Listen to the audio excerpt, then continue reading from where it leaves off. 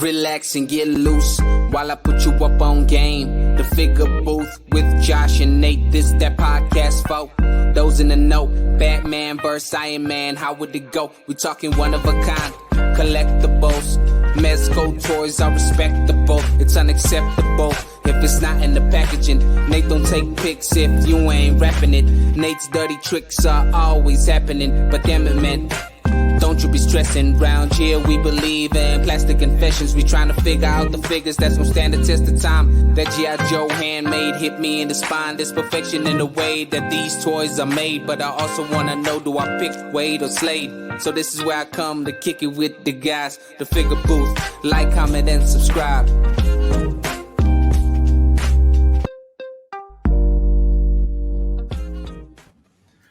Welcome back, Toy Fam. Yes, you have made it to the Figure Booth. I am your host, Josh, aka Prime to the First. Hey guys, it's Nate, aka FigureFan_Nate, and you have reached episode 23, which we're calling Can It Balance? The Can It Balance. And why are we calling it the Can It Balance episode, Nate? Well, we have a pretty epic special guest. So we've told you guys in the past that we wanted to have some not live streams, we wanted to record some of our episodes and have some special guests. So we figured, why not start with a banger? Start with one of the top guys in the community. Everybody knows who this guy is. We gotta come hard, right? We're coming in hot. And also we're adding a visual aspect to this. Now we're actually recording it. So we're going to be doing two elements to this episode. We're going to be providing a video component and then also an audio. So you'll be able to hear it still. If you're one of our subscribers to the podcast, you can still catch every new episode on Sundays. And then we'll be dropping this video portion up on our YouTube channel. So make sure to check us out on our YouTube channel, because we'll not only be dropping our recorded interviews with our guests, but then you'll start seeing, hopefully soon, some live actual sessions from us, so we can kind of engage with the community that's out there and kind of keep a good pulse on what's going on. So absolutely, yeah, you guys can find that at the Figure Booth on YouTube. Make sure to subscribe, hit that notification bell so you don't miss it if we do go live, because that's going to happen sometime here pretty soon. Yeah, but they don't want to hear from us. Let's reveal the magic that's behind the curtain. Bring in our guest. Let's give it up. I want everybody to stand up, start clapping. I want a standing ovation. If you're watching this, standing ovation. And to the one, the only, Mr. J Hernandez. Nate, Josh, what's up, y'all? Hey, man. Hey, thanks for being here. Of course. It's like all of a sudden everybody at home was like, hey. Oh, it's just Jay. A lot of The Amazing and Dan Larson fans are incredibly disappointed. You don't give yourself enough credit, man. Everybody was not interested until they saw your face, and now they're engaged. They're like, "What? Welcome to the show. You've made it. You're setting the bar pretty high. So we appreciate you being on the show. It's good to be here, man. Thanks for the invitation. Yes. Yeah, you're going to be a hard one to follow. Next time we have a special guest, we're like, oh shit, they had Jay the first time. Damn. I don't know how I'm going to live up to that. But yeah, big thanks to you, man. We really appreciate you being here. Of course.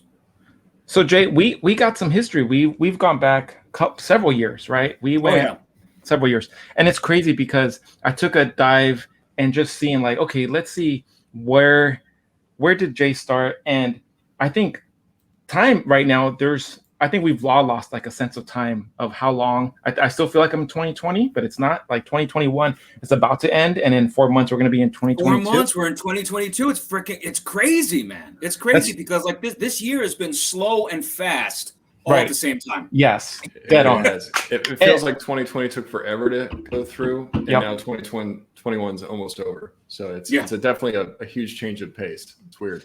And just for those that happen to just stumble across our little channel and be like, oh yeah, I know Jay, but do you really know Jay? Because I took some stats, and currently where you're sitting at, you are sitting at 21,400 subscribers for your YouTube channel. Your first vid was November 23rd, 2017.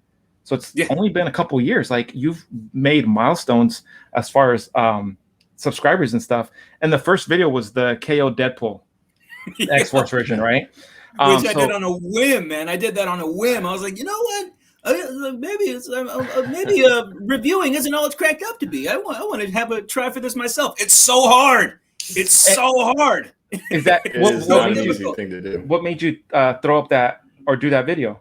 I think really what did it was just watching a lot of folks. Like I was watching a lot of D Amazing. I was watching a lot of Dan Larson back when he was doing toy videos, Toy Bro, all these folks, and I asked myself, I was like, how hard could this be? Yeah. Like how hard could this be? Because I really wasn't. I really am not that much of a photographer. You know, I have fun with it, but like I have absolutely no rhyme or reason of the things that I do. I haven't taken any type of photography courses. I don't know the first thing about lighting. I just kind of just throw things at the wall and see what sticks.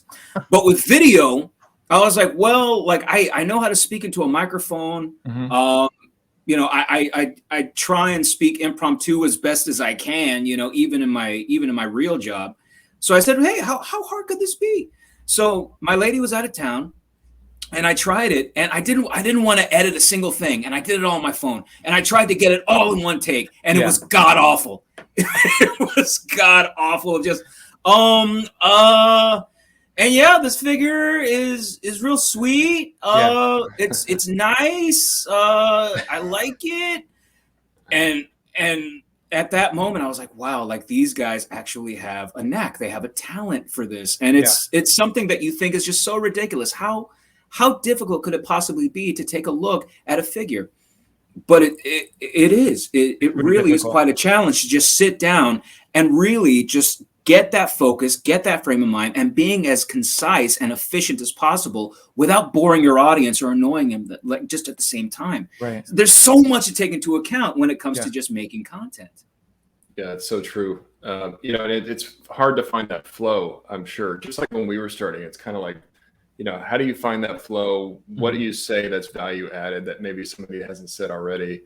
But I appreciate that you started with a Revoltech knockoff, because I've been finding a new love for the Yamaguchi line. So I appreciated that that's where you started Nice. with that figure. Yeah, Nate's messing up the Gucci Gang hashtag. So that's right. Nothing but Revoltech pictures where people are like, wait, I don't want to see Revoltech pictures. What's going on here? So do you see like a lot of positive response from that first video? You go back now and you see that you've got at least 7,000 views on it, but how much of that kind of started at the beginning, and how long did it take you to sort of really start growing? It was funny. I mean, because even with that first video, and with the small following that I had on Instagram, which really all came from just balance pictures. All of it just came from balance pictures.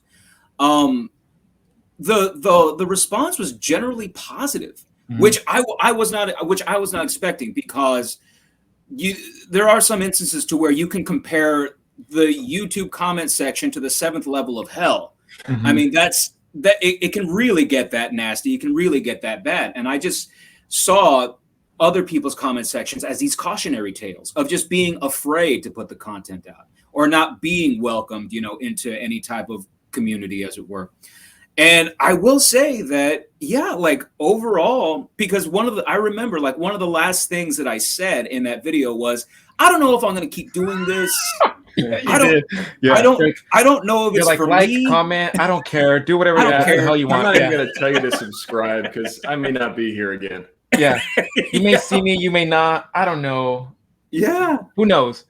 And then February 2018 came, and you hit up with another, which that was a crazy thing, because your second video was in February 2018, and you can already see the progress. Like there was some comparison sizes that you were doing. There was already graphics going on the screen. It was already like the thought behind it. You already had put more work into it, where I was like, oh, okay. Now, and then you ended it with like, hey, comment, subscribe. Like, and I'm like, oh, he's finding his flow. He's kind of finding like what. And it already had like, you can see like the future Jay there in that second video. You can see where ultimately where you're going to end up at, or where you're at right now. So after you created that first one, did it ignite that passion for you, or did it take a couple to really start like, okay, this is something I want to keep doing? It really did. It really did. It took a couple, because you look at that first video, And, there was really nothing to differentiate it from any video that, you see online, to where, you have that standard white, backdrop to really focus on the figure. And little by little, and believe me, there's a few videos in between that I did delete, here and there, because even for me looking at them, I was like, this is just painful. And of course, each and every single one of them was just that, and I'm not taking away from anybody who uses, that standard, white background, because of course, for anyone who's doing a review, then I think it would be beneficial to you to always just have that focus on the figure. Whereas starting to make friends with a lot more custom artists, making friends with, folks who made dioramas like Mario, and really just seeing that there was so much more of a world outside of just the figures in this community. And that's something that I've always, even now, that I've tried to just really put into each and every single one of my videos, is that, yes, Hasbro, McFarlane, import lines, they're all doing fantastic work. But then you see a lot of independent artists, a lot of third party, a lot of other folks who just have this wonderful talent for making things that are just adjacent to what it is that we like. For instance, Prime, you got the arcades, which are in every single one of my videos, because if there's one thing I want to do, yes, of course, I want to take a look at this new figure here. But you're also going to take a look at everything that's in the back here. Yeah. I think you established that very well early, because I think some of your earlier videos, that's what it was. You were already showing off hey, 1/12 scale vehicles. That was probably the first video I had ever seen, because I'm like, let me do some really Larry King research on Jay. And I'm like, holy moly, I have been following him from the beginning. I only missed his first video bit. And then, I could tell you deleted some because you made references to it. And I'm like, I can't find this freaking video. I'm like, this guy's messing up my research. What the hell? But it was so cool just to see that earlier, where again, that time reference, it's almost I'm like, man, it's only been 3 years. It feels much longer. It feels like you've been a part of the community for way longer than 3 years. It'd be oh, Jay's been in here since the beginning of time. But it's nope, he's only been here for 3 years. So I think the impact that you've made for such a small amount of time, it's huge. It's massive. It speaks volume for what you're contributing. And I think that's why you have your crazy followers that are we need more videos from you. We need more videos from you, because it's that good where. And we'll dive into it. There's so much, everything from the style, from the way you edit it, the music, the music selection just blows my mind. I'm like, where the hell does Jay find some of this stuff? I find myself replaying your videos just so I can hear that music, and I'm like, you can hear the music again. I freaking love it. And I think on your first video, towards the end, when you were showing your pictures, where I was like, I can see where he's getting influence from outside. In the toy community, but you have that music set you apart already. And I was like, damn, I've never heard that. And I'm like, this guy, every time I watch one of his videos, he always exposes me to music I've never heard before. And to me, that's a huge plus, where I'm like, I'm not only getting an awesome review from a figure, which there's been times where Jay has enabled me to buy it, and I'm like, I don't want to buy it. Now I'm freaking pre-ordering it. And I'm like, now I'm looking at music too. And I'm adding more stuff to my playlist. So that right there, that's why I think a lot of us keep going to your channel and we want more. And it sucks because that's when they put that pressure on you. We're like, we want more. And you're like, hey, it's not my day job. I do this for fun, I just do it for fun. Here, yeah. And it's just one of those things. And thank you just for bringing up the music and whatnot. Because of course, even with that, even with the music, of course I need to break down my influences on that. And that was number one, if you can believe it, it was Dan Larson, who used to have this 8-bit loop track that he had in the back. It was very nondescript. It wasn't even from a game. It was just this original, just 8-bit, this 8-bit loop that just kept playing. And I was like, you know what? What would it be like if I actually found 8-bit popular music and just put it in the background and see if anyone recognizes it. And all of a sudden people just started really getting off on that because of course we're all men of a certain age who are collecting these things. So if you are hearing, Soundgarden 8-bit in the background, if you are, listening to Alice in Chains, Pearl Jam, things like that, all these bands that we all have in common. Of course, that's one other thing that we can enjoy.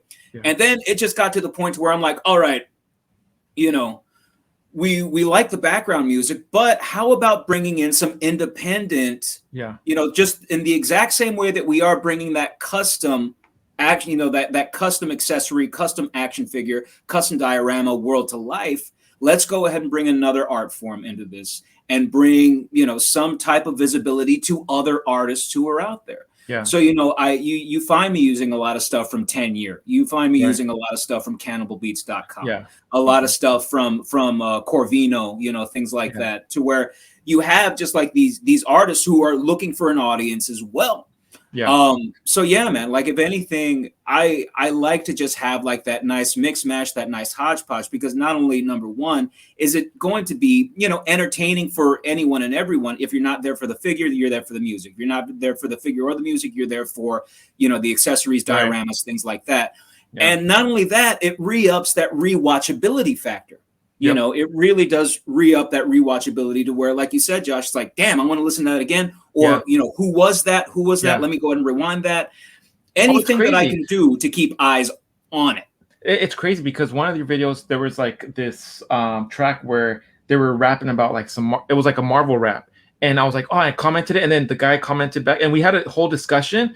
Like we ended up connecting on IG, like a relationship built out of that where I'm like, that's insane. And I think that's really, and early in your YouTube like establishment, I think you established that where you start separating yourself from the rest of the pack, and that's what you brought to the table, where you're focusing so much on independent music or different types of music, and then just all these customizers, whether it's a customized head, whether it's flight stands from Mr. Cha-Cha himself. If he's not giving dance lessons, he's doing flight stands. You know, and that to me, I'm like, man, that's awesome. Right now, I think you have such a huge platform where there's so many eyes on your page and every move that you make, where they do take your word for it. If you vouch for somebody, I've had so many fellow collectors reach out to me, but like, hey, Jay sent me. And I'm like, I doubt Jay sent you, but you probably watched the video. You probably watched the video. Say, go check out any, you know, I know you got to a point where you were getting asked so many times where you had to put like, hey, I got this from this person. I got this from Mario. I got this from Longshore. I got this from, you know, Terraform, you know, whoever it is, you were putting it on your videos. And they're like, yeah, I just watched one of Jay's videos and this is what I want this, I want that. And then they would just start asking for the world where I'm like, wow, Jay's sending me so much. I can only imagine what the rest of us that have contributed to his channel. I'm like, how could you not support somebody like that that's giving love back? You know, you have to. And I think that's the best part that I love about the toy community is when you have somebody in the community where all they're doing is sharing the spotlight. Like, why would you not want them to be in your circle? You know, I also ruined Mario's life too.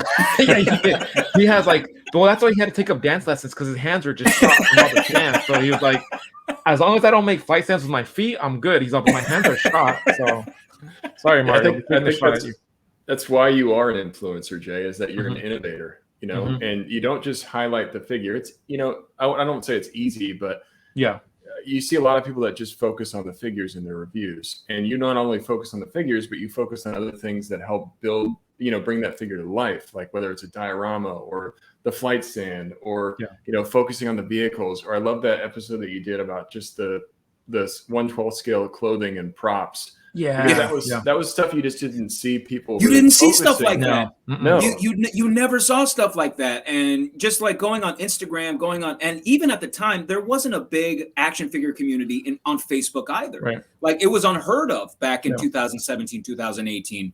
You know, I mean, I think everything was really just in its inception at the time. I mean, of course, like you had like your larger groups who were there, but no one really talked about it. Where I would see like something on GPS lot and like, well, this little gray hoodie, like, how does it fit? I don't know. I don't have one. Right. Well, I figured, I was like, well, I'm just gonna buy it. I'm gonna do a video on it then, and we'll see how that goes. And it was amazing just to see like how much of a demand there was for stuff like that afterward. Yeah, and you would have thought that somebody would have done that. Yeah, but I figured, I was like, well, if nobody has, I'll take a crack at it, because I mean, these are things that we all kind of would love to know about, but no one really knows the answer. Yeah. No, and one of my favorites is that 112 vehicles ones where you get the Cadillac from Last Action Hero. And I'm like, great, now I have to, and I remember watching that video, I'm like, I'm scouring eBay, trying to buy all these vehicles from like the late 80s, early 90s, and now I'm trying to outbid people. And then my brother's buying it too, because my brother's a huge subscriber of yours, and he was the one, he was saying, I'm like, yes, I already follow Jay. Yes, like I'm more, and like, he was like, I'm trying to buy this. I'm like, no, I'm trying to buy it. You need to like back off it. So it was just so funny. You're causing beefs amongst family. But speaking of beef, I have a small bone to pick with you, Jay. So on your on your earlier videos, I think it might have been like video number 3, you do this Juggernaut Deadpool versus Sasquatch Deadpool battle royale, right? Yeah. And you do the pose, and I think that's where like Can It Balance kind of had its inception. It kind of, you introduced it, and at the end of it, Juggernaut Deadpool was the winner. Like you went through it, and you're like Juggernaut Deadpool. I never saw Juggernaut Deadpool in any of your other videos. In any of the other videos, he died, and I was like, what? And I was watching it, and I was like, wait, but Sasquatch Deadpool, that's one of my favorite legends. Is that Sasquatch Deadpool? It's, and I'm like, wait, and then all I see is Sasquatch Deadpool. I'm like, Jay, the deception. Juggy won, but you put him in the corner. You put Baby in the corner. What happened?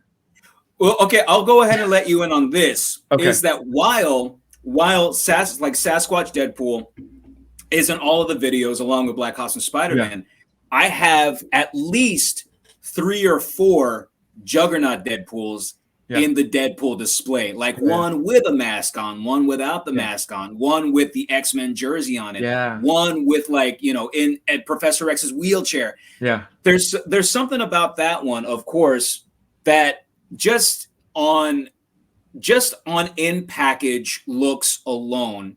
Of course, I had to score higher because of the amount of accessories that it came with. No, until I actually had that Sasquatch Deadpool in hand, and really started playing with it. And of course, starting to get more into all those third-party accessories. I'm like, well, I actually kind of like this guy a little better. He's such a fun with that technicality. Yeah, that was so funny because I was like, wait, and it was so funny. I was watching the video and I thought, oh, Sasquatch Deadpool's gonna win, hands down. It's gonna be his favorite. And you went through the pros and cons. Definitely a fun video because it seemed like an early Jay, and that's cool. Do you ever go back and watch any of your earlier videos? No, it's super embarrassing. It's, I don't know. I learned a lot from it because I was like, man, I could see where the progress was now. Like you took that and it was, I wouldn't say it was unpolished, but now it's so much polished. You've progressed so much. But I'm like, man, that's an early stage of what it could have. Like, if you were to be able to go back in time, what would you tell past Jay? I'd probably tell him to script more. Yeah. Because it makes your job that much easier. And not only that, I mean, as far as just with putting content together, really like in those first initial days, like those first few months of just really trying to form that channel, the one thing that I had trouble with was trying to find my own voice. Right. And that's the one thing that I try to tell, a lot of folks who, want to get into making content and these days, there is a lot of it. So the one thing that I'll tell folks, which is something that I wish I had gotten when I started, was, all right, what is it that you're going to do that other people just don't do right now? How are you going to get eyes on what it is that you're doing? Because we have a bevy of good talent, in this community right now. And every other one of them is putting out some type of photography, some type of, video review, how to, tutorial, things like that. Like everyone has what it is that they're good at, and everyone brings what it is, that is special, as far as just with how they deliver it, with what it is that they have to say at the end of the day.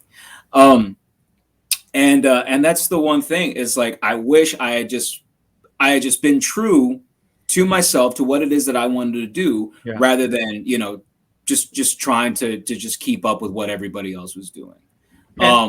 Do you find that kind of hard? Maybe early, maybe not so much now, because I think you've really found like, okay, this is my space. But was there a time where you're like, oh, I need to be able to please everybody, my subscribers, I want to get growth? I mean, I can speak for myself, but I get a kick sometimes where you just lash out, where you get some. I have very little patience for lack of common sense, and some of the questions you get, it's like, and you just like let them have it. You unleash everything on it, and then you put it out there. You're like, hey, I don't care, and you just move on. You move on. Did you have a hard time doing that, or was that something that you struggled with, or was it fairly easy for you to? It was, I will say that it was fairly easy at first, in satisfying a whole lot of folks, because and this is in absolutely no way, shape, or form to take away from anybody else's work or what anybody else does. Yeah. Was that I kept my stuff pretty standard, pretty non-threatening. Yeah. And I didn't and I didn't take any chances. Yeah. My videos were very just by the book. Right. That's what it is that they were. They were very by the book. It's like you have your individual sections that you focus on, and then you wrap it up and you have your tagline, and that's it. Right. Everyone goes home. Whereas when I really started, and that's when it was easy. That's when you could go with the flow. There wasn't a whole lot of dislikes. Right. Right. At all. Whereas you find, once you start to find just that individualism and what it is that you're doing, all of a sudden that's when everybody has an opinion, right? Of what it is that you should be doing, because everybody else is doing it this way. Why aren't you doing it this way? Because I'm doing my own thing. Yeah, I'm doing my own thing. And if I find myself doing what somebody else is doing, I'm not being true to myself. I'm being true to what this other person's doing, right? And how it is that they make their content, whereas this is how I do it. So once I started bringing in that music, once I actually started focusing more on balancing and things like that, they were like, what the hell are you doing? What's this balance? Just pose the figure and shut up. And I'm like, you know what? It's like, I'm just going to do my own thing, bro. Thanks. That's awesome. I've made it this far. And I think if I just keep with it, it's going to catch on. No, it's not. What it is that you do is stupid. And I didn't listen to it. I didn't listen to it, and I just kept doing my own thing because because not only was I having fun with it, but I had even more of a good time finding out that other folks were enjoying it as well. Yeah. Because at first I was like I said, this was a chance to take. It was a real chance to take of just doing the can it balance stuff, which is very it's incredibly silly, but it's my silly. Yeah.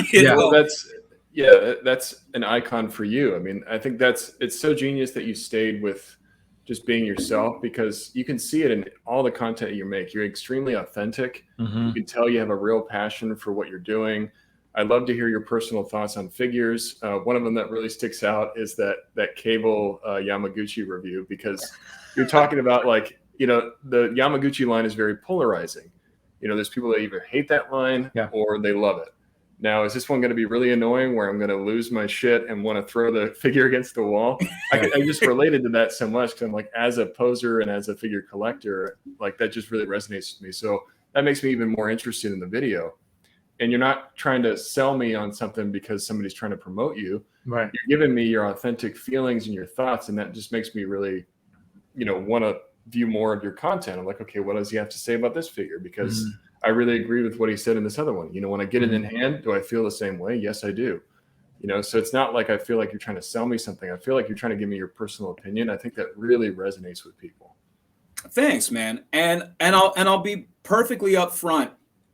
Is I mean, really, the way that I conduct business, and really business is the wrong word. Because if there's one thing I don't like making what it is that I do a business. This has never been like a business. For me, I do it because I like to do it. But really, it's like the practice, as it were. I think that's a good word. Is that more often than not, I'm only going to show you something that I like, and that's it. I'm only going to show you something that I like, and I'm going to show you why this is good. Let me tell you why this is good. This is why I like it. This is why this is good. And in no way, and I've always strayed away from the word review. I will always say this is a video. This is a video that I wanted to make because I think that this thing is fantastic. Yeah. And that's when it comes down to where I'm not necessarily trying to sell anybody on anything, at all. Like you said, in no way, do I want to sell anyone on anything. Now, do I want to spark enthusiasm in something? Yeah. Do I want to spark joy into something that you might not have thought, otherwise at all, even looking at a proto pick or something like that. But once you see something in motion, once you see something with, a custom accessory, once you see something next to other figures, and all of a sudden that, you get excited by that. Yes, it's like, that's what it is that I dig right there. Like that's what it is that, that just brings me so many just good feelings. Yeah. I think one thing that you're really good about showing off is what the figure is capable of. And that's usually what I'm most interested in. How can it move? What kind of poses can I get?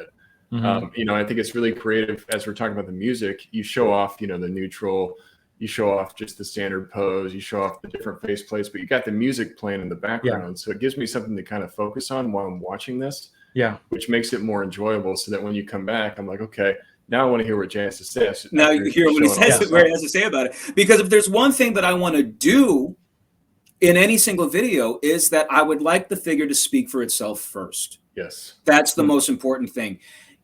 When it comes down to any single, content maker out there, like, yeah, I'll watch Dan Larson because he's Dan Larson and he's incredibly entertaining. Whereas I think I'm actually watching it more for Dan than I am, for the figure, because Dan is just a fun guy. Right. Whereas, if you're going to watch a video by me, then you're not really watching it for me, because maybe I have a little bit of a personality, I'll sprinkle a few opinions here and there. Just a little bit. Tiny.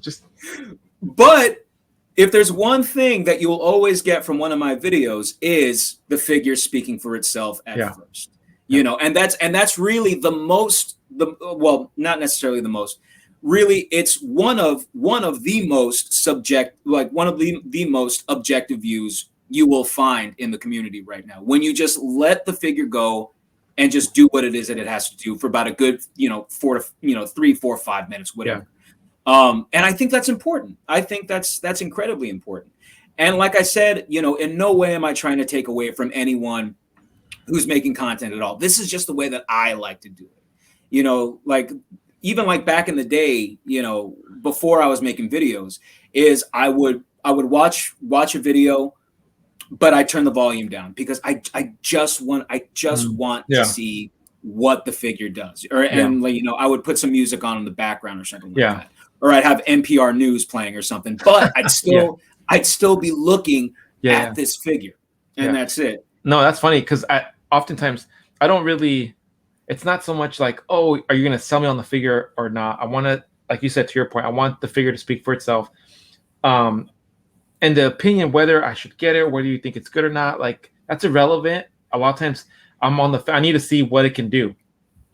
Can it do certain poses? And a lot of times, even though I can't do the poses, when I'm watching your videos, I'm like, oh, of course, you got your standard pose that you do. And I'm like, damn, again, it's bringing that fun factor where I'm like, oh, that's what I can do with it. I kid you not, all your videos, I love them, right? The Thanos figure, the deluxe one that Hasbro just came out with, I was not sold. I'm like, I don't need them. Don't need them in my collection. Not gonna buy them. Nothing. Watch your video. I was like, I'm gonna tell Jay that he's costing me. And I was like, I gotta pre-order him now. I was so pissed that I'm like, he convinced me. He totally sold me on the figure. I didn't pre-order because then I got distracted or something like a shiny ball rolled by or something. And I'm like, damn, Jay's really good at what he does. He let the figure speak, had so much fun with it. I'm like, didn't be like, oh, you guys need to go out there and get it. But when you can do and when you can do that, when you can let the figure speak for itself and you're having fun, I think as collectors, we can relate to that. If we see another collector having fun with the figure, you're like, hey, I want to do that too. I want to have fun with the figure. What figure do you have? Oh, it's that figure. I'm going to go out and get it. A lot of times that's how we enable each other. We want to have what you have too. I want to have that in my collection. So a lot of times, those posing, that's what I see it for. I'm like, oh, can it get in this in the walking pose? Can it get in that? So you've kind of put your stamp on certain poses. The can it balance? There's a lot of people out in the community having fun a lot with that can it balance challenge. The walk pose. There's certain things like that. So looking back at that, what are your thoughts on that? How the community accepts that? It was really weird at first because I never thought that would really become a thing, to where like folks were like tagging me in like their walking videos. Yeah. I'm like, but like I was like, but everyone does like walking videos, but dumb me, like I didn't realize that when I was putting up my like flashing up the text in those videos that it became a brand. The walk became a brand. I was like, and me, like I don't have any type of degrees in marketing, but like you have like this 3 syllable, like this 2 to 3 syllable phrase, the jaywalk, the walk, and Jay's putting out here subliminal messages, things like that. It's like all of a sudden, it's like, oh man, it's like all of a sudden this has become a thing. This has become a thing. Yeah. And but at the same time, with what it is that I was trying to do with those was, of course, like we have just like those real those rocks, those rocks that we just like that we set down and saying it's like, all right, the figure can do the wide stance, it can do the run, it can do the walk, it can do the jump in motion, really like all these poses that a lot of folks, like all of us, know how to do them, and you Except for me, I don't know how to do them. We may know how, but we can't get it to look as natural as maybe what you have doing. These like gorilla hands that I feel like I have like Migo hands. They're just like this. I'm like, don't I have fingers? I'm telling y'all, it's just like the movies, man. It's all light and angles, and that's it. Where did you? Sorry, Dave, but where did the can it balance? Because I did some digging, and the first evidence I could see was that Bucky O'Hare that you posted on your IG with Black Suit Spidey, and people were like blown away. So, where did you get that idea of like, let me put Black Suit Spidey on their head and see if they can balance it? You can do it with one hand. Like you might as well do it with your eyes closed. Less than 10 seconds with one hand. That's crazy. It came before. It came before. If you go further back, before the Bucky O'Hare, okay, I did it first on Juggernaut because it was such a big figure, and I had seen like a lot of people just like doing like that one. Everyone was doing that handstand. Like I was not the first one to do it, but everyone was doing it like like on a table, like a flat surface, and seeing that Juggernaut is like just like such a behemoth of a figure, I was like, I wonder what would happen if I just put it on top and just see if it stayed. Yeah. And that's kind of like how that happened. But really, the story behind that was that, and I've said this in other podcasts and even on my own channel, was that I had just quit smoking that year. I had just quit smoking cigarettes. And I was about like a good half pack to a pack a day smoker. So I was going to therapy, at the time, because there was something that was missing from my life, that I had been doing for like 15 years or so. Yeah. So my therapist said, you need to practice mindfulness, and I was like, well, what is that? And they were like, well, it's when you can just turn your thoughts off, you can turn your brain off, and you can just be with yourself. And you can find just like some good, nice, peaceful, relaxing breaths in between, like to just get less antsy, not to think about cigarettes, things like that. And I couldn't find it. Like I couldn't find that peace at all. And I found that when it came to just balancing like these figures, all of a sudden my mind would just turn off. And I would, and all that really mattered, and really, or it didn't matter whether I could get this thing to balance or not. But I found that my brain turned off. Like all of a sudden, my breathing, like I found myself just on top of it, which was great because I was having trouble before because all I wanted was just a cigarette, and it kept my hands busy. It kept my hands busy. It kept my brain, just distracted, and that's how that happened, man. That's exactly how that happened. It's like that scene from Doctor Strange. You just come out of the body, and the astral form was just doing the posing. Well, it reminds me of kind of like when you say that, it reminds me sort of the flow state, right? So like we talked about this before, but like when you hit that flow state, you feel like you're in this zone where you know enough about what you're doing to where you can be good at it, and it brings you joy, and you can kind of just zone out and do it. And so it sounds like that's kind of what you hit, and you're like, I want more of this. Keep doing that's this. Awesome. And you find that like after that was like the summer of balance, man. Yeah.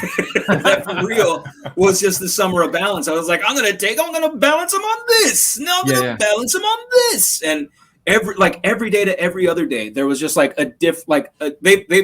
every other one of them has been deleted by now though. But every other day, there was like me balancing Black Ops and Spider-Man on something or other because I found that much joy in it. It's like a page out of Cat in the Hat. You just got like a stack of chairs, and then there's Black Suit Spider-Man at the very top. I got a bunch of analogies I can use. As you're talking, I'm like, oh, I just picture like Jay just bouncing them on stack of dishes, and it's like, here's Black Suit Spider-Man. So I know you didn't, start messing with figures when you started your YouTube channel. That's probably something you've been doing for a while, but I've always been really impressed by your ability to pose and how natural it looks. Mm-hmm. So was that something that you practiced a lot when you were younger? I mean, how early did you get into figures to where you had a passion to pose them, and just play with them like that? I'll tell you this much, Nate. I never really posed figures before. Like I never really had. I can't believe this. I'm throwing it at hell. We're posing plug, man. But keep in mind, and I don't know how much of this actually plays in to what it is that I like to do, with my little monitos here. But but I have had years of movement classes and training. So of just knowing like how the human body just, right. Just how people just carry their own weight. Yeah. Whether they're top heavy, whether they lead with their chest, whether somebody's pigeon-toed, things like that, whether, you slouch a little bit, these are just things that like have always just resonated in my mind. Like of just like these little movement ticks that go into building a character on stage or on screen are pretty much like the same things, when you're just like you're trying to bring something, for lack of a better word, to life, or to give it some type of vitality. What it is that I used to call it activating your figure. What is it that you're going to do to activate this figure here? What are you going to do to bring it to some type of life? Yeah. Yeah, it's the fact that you say that you didn't really touch figures before that is crazy. But I mean, it makes a lot of sense when you say that you used to study movement and anatomy, because that's, I think, a lot of things that people don't inherently think they're looking for. But, when you see a good pose, it's a pose that looks really natural. Mm-hmm. And so that movement is so important. And that's one thing that I used to hear D Amazing say a lot is, like, study the human anatomy. Yeah. Is the arm supposed to be in this position when the leg is back like that? But it just really just sells it so well, and it makes that pose look so solid. So hats off to you, man. You are a posing master. I study your videos just to see that pose and see if I can recreate it on some of the figures that you review when I get them in hand. Like, I make that because I want to do a shot that looks just like that. Yeah. Thanks, man. I appreciate that. Yeah, like before I even got into like any type of figure photography, videos, anything like that. Like, of course, I collected. Like I've collected like my entire life. Okay. But they always just stayed like in these static poses. And even so, like a lot of my stuff actually, just stays in a static pose because I don't want to wear anything out on it. But once it comes to, and I look at it, through the lens of being an actor, being a performer, to where, you're always at this neutral. Yeah. But then once you get on screen, once you get on stage, all of a sudden, boom, like you hit that posture that you have to hit. And that's really like kind of the way that I look at, a good portion of these toys as well. How do you think it's helped you with your background in theater and that performance arts? What do you think it's done for your ability to provide content, whether it's on your YouTube or your photography? As far as YouTube, I will say this, it does help because I'm not afraid of speaking into a microphone. I can project even, into, like, I don't even use an auxiliary mic. Like, I don't use an auxiliary mic. I use this phone. That's what it is that I do. It's like I use a phone for every single one of my videos. So, in just that, with just as far as just vocality alone, I'm like, all right, we have that covered, right there. Now is what I'm saying, of any worth or merit, that remains to be seen. But I can at least project into a microphone. So that's, that's one part of the battle that's won now. So that's the biggest way, that it has helped as far as just making content. Now, as far as like this type of training, whenever it comes to setting up a picture, of course, like as a director, because I'll do that at times. What it is that, the training that's in the back of my mind is, all right, what type of tableau are we trying to set up here? Okay. So like, I imagine like, the curtain lifting, what's the first picture that you want the audience to see? Okay. And that's what it is that I'll think about. It's like, all right, how are we going to make this first initial picture look interesting? And how is it going to keep the audience wanting more after? Okay. So that's the one thing that I'll think about, whenever it comes to, setting up anything, whether it's on video and it's just still or photography. Yeah. And it seems like you keep your audience in mind, obviously, when you're doing your videos too, certain portions where you think, okay, I'm going to talk, here's my script. And then there's times where I'm not going to talk because I want the audience engaged and looking at the figure or paying attention to or being distracted by the music. Wow, and I think those are some of the things where there's a lot of younger collectors where they want to do and they want to be in your shoes. And again, like you said something earlier in the beginning of our interview, where you're like, hey, how hard can this be? This is pretty easy. And then they realize, oh, I'm not well prepared. There is no script, or what's the end result? What do I want to get out of it? What am I bringing to the table? And I'm not doing that. I'm just going to do what Jay does and hopefully wish for the best. Yeah. And in that, man, like I said, like you like folks like think like it's like what's there to it, man? What's there to it? And like putting something together. Let's do another video. It takes so much, man. Like if you look at what it is that I do now, like I even try not to stay on the same image for like 10 to 15 seconds. I'm like, all right, 10, 15, 30 seconds, change. Yeah. 10, 15, change. Like just keeping somebody interested through that entire bit right there. I don't know, the progression that you've had from even a couple months ago when you took your break and you came back, the videos, like I almost fell out of my chair. I was like, this guy knocked me off my chair, knocked my socks off. Like it was crazy. The production level is crazy. There's so much coming at me in a good way where I was like, oh man, I need to pay attention and I probably need to rewatch it because I probably missed something. Because it was like memes were coming at me. Like the guy doing this cracks me up. There were skits. Dwight all of a sudden showed up. Bobby Max showed up. There was like guest appearances. I was like, what did I sign up for? Like, holy moly. I wasn't ready. I was not prepared for this. And I'm laughing and I'm like, oh, great. I missed the review. I need to go back and watch it. Because I was like laughing when the first time I think I saw the Toddy Mac impression, the Dwight review. I was like, I missed the whole freaking review. I need to go back. And again, that plays to what you're thinking about the audience. Okay, I entertain them. What's the rewatchability on this on this video? Right. So that to me speaks volume. Like you have killed it. And it sucks because it's like a double-edged sword where now people want more. They're like, hey, do that every day.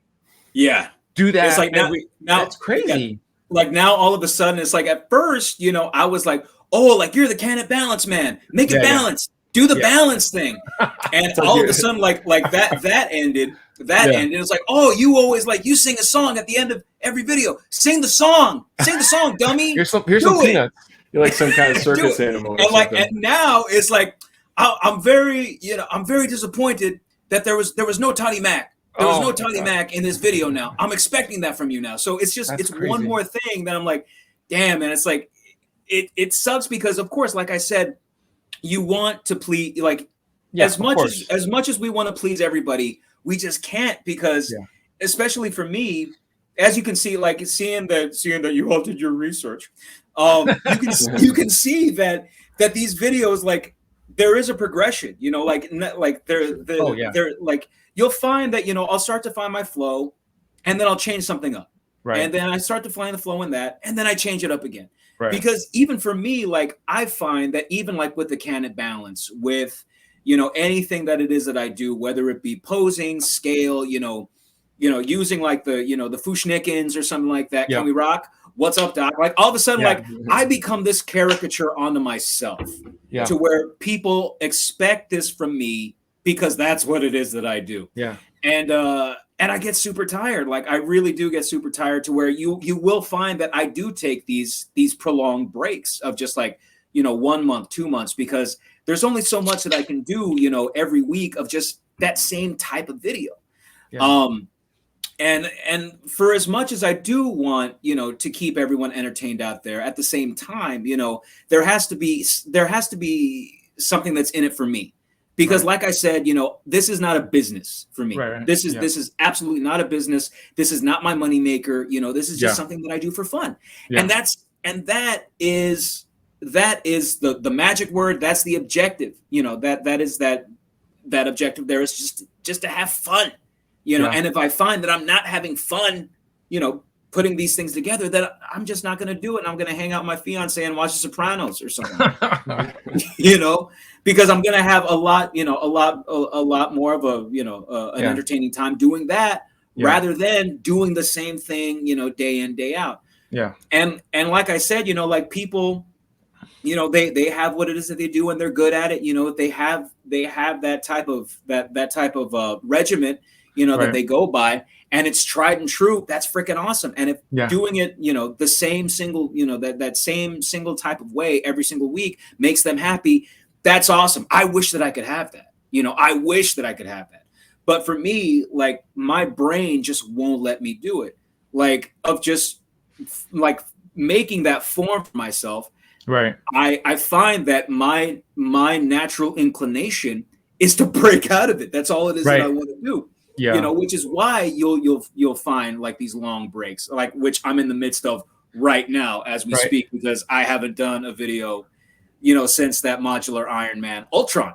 I haven't done one at all. I think it's really important that you focus on that, because if it feels like a job, then it's not going to be enjoyable. You're not going to see the passion coming through in your videos. Mm-hmm. So the fact that you make sure that you're always enjoying yourself and then it's something that you want to do, I think it's just benefiting your audience, because if you just were doing it to try to pump out content and just doing video after video, but you're not really trying to innovate or change anything, it's going to start showing in your videos. The passion is not going to be there. So if it feels like a job, I think you're doing something wrong. I think you're really good about making sure that you're doing stuff that you're passionate about, and that's what resonates in your work. One thing I want to talk about outside of your YouTube that has just been blowing my mind is your handpicks. Now, I'm a toy photographer, and I focus on lighting. I try to make sure the scene's all set up right, and I know you do that too. You have that side of you as well, and I know you talked about this in some of your other videos. But those handpicks, man, they blow up. So tell me about that. Why do you think that resonates so much with people? Good grief, Charlie Brown. You hit a nerve, Nate. You hit a nerve there. Here we go. Jay's rant. Yes, I had to ask. Points. Man, because that was a bingo. I had that on my bingo. One of Jay's rants. Your handpick video. Oh no, I'm definitely not gonna. I'm not gonna get into a rant on this. It's something. It's something that I've accepted, and I had no other choice but to accept it, because it just seems that, either you're going to work with the system or you're going to try your best to break out of it and drive yourself nuts by trying to change it. And I can see why, like, people like, the handpicks, because there's nothing that's really threatening about it, and it's something that everybody can just do. Whereas, you don't need like this badass diorama, from 796 Studios. You don't need, all this other stuff, to make your picture look legit. All you need is just the figure. Whereas, I think about the things that like I'll do in my videos to where, like doing like the walk, and seeing like everybody do it. It's something that we can all just get in on there. Mm-hmm. And it's something, like you all said, it is inclusive, and it's something that, we all just have like some type of common ground on. Yeah. And not only that, it's just incredibly simple just to put up content that way.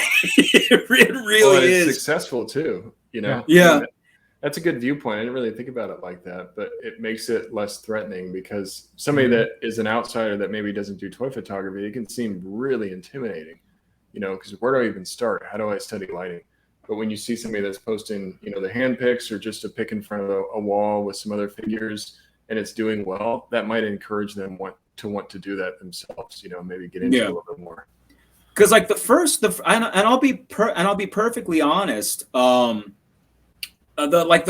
first folks who I saw like using like these Handpicks were of course custom artists, because it shows off their work that much better because you have absolutely nothing distracting in the picture. All you see is just the grid mat in the background, and you just see their hand and the figure. Who was it? I think it was a custom artist by the name of, forgive me if I'm getting it wrong, Podom. I think is his name. Podom. Mm-hmm. Whereas that's all he does is like he shows you the work that he's done, and it's usually always awesome, if not always awesome. Oh yeah. And I found that of course, number one, he's showing off this beautiful work, but then number two, he is getting so much love here from just a pic of just showing off the figure. And like I said, I had like that questioning of faith before that one live stream that I was going to do with that, you know, that MF Doom, you know, custom piece that my homie Omega Doom had made. And I said, all right, how well am I going to be able to show this off with all the bells and whistles, you know, with this wonderful diorama by, you know, that guy's customs, you know, with, you know, the newer lights, you know, things like that. Like, is this really going to show it off the best way that, you know, that it possibly can, or is this just going to do it? You know, and I find that more often than not, you know, people like this, you know, people just like that. I'm like, right on, you know, fair play, all power to you. If that's what it is that you want, that's what you're going to get. If that's what Instagram likes, if it's going to get the message out to where I find that it's this means to an end. You know, like in the same exact way, you're going to find like some production company producing fluff, you know, and of course, you know, I'm not taking away from what anyone else does, but you find like folks like making art that, you know, they're like, oh, it's okay. But what it is that I really want you to check out, I want you to check out this right here. And that's like the big production value, bells and whistles. You know, you like the Handpick, hey, check out this other thing that I did. Right. And I think, you know, for a lot of other folks, you know, it really is that means to an end, to where, you know, oh, check out this Handpick, but hey, I got this video that I just made. You should check that out. Yeah. Things like that, you know, and it's just one of those things, like I said, you know, like if that's the way that the system works, go ahead and go along with it and see, you know, if you can get some type of mileage out of that. Yeah, you want to get your exposure at the end of the day. And I think you see a lot of people doing it now in their behind the scenes videos. Well, they'll at least have one photo that has a Handpick in it. Yep. And I don't know, you know, I don't know if I can credit you with you starting that, but I didn't really see anybody else doing that until you started doing it. And now I see it all the time. It's something that I definitely brought. I definitely brought it to light. Yeah. Yes. To where it was, because it was something that was bothering me, because and really it wasn't for the sake of myself. Like, granted, it gets on my nerves, but I see a lot of talented photographers, you know, like Geeky Fresh, you know, Alex Richardson, like all of these beautiful, you know, pictures that are coming out of these young photographers. And I'm like, man, it's like, why are these guys not getting the love right now? Like, why are they not getting the love? Like, this is beautiful, you know. Like another one, like Metallics is another artist. I'm like, damn, y'all, like Cap Lives too, and I'm like, where's the love? Where's everybody? Hey, you guys come check out these guys. Yeah, and it's crazy. A lot of good talent out there.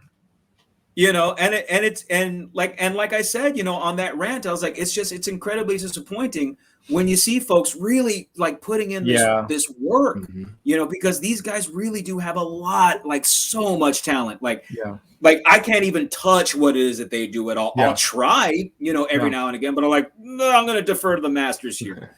But when this gets more exposure than what it is, you know, that they're able to do with what it is that they see in this viewfinder, and just putting something together that looks just as close to real life as you can get with articulated plastic, man, something needs to change there. You know, like something for real just needs to change. And that's the one thing that I was trying to get at with, you know, with that rant that I did have on my live stream, of just not necessarily how opposed I was to handpicks or people doing handpicks, but why this is getting more attention than this right here. I need to start taking my pictures like that. Just hold my arcade like this.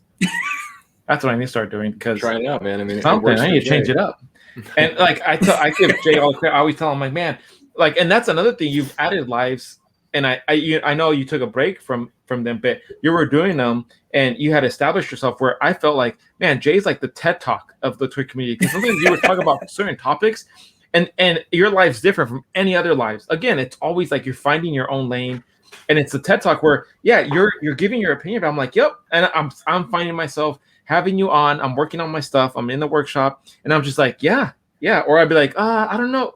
Oh, okay, and then I'm like, let me give Jay a second, and then like, let's see where he goes with this. You'll see where he goes with it. Okay, I can see his point. All right, and then the comments are like, Toddy Mac impression, Toddy Mac, and then he'll go after somebody. Like, I'm not doing, and then I'm like, like, why is everybody asking for impressions? Like, we're not at a freaking like circus show. Like, come on, guys, like, let him. Like, I'm here to hear what he has to say.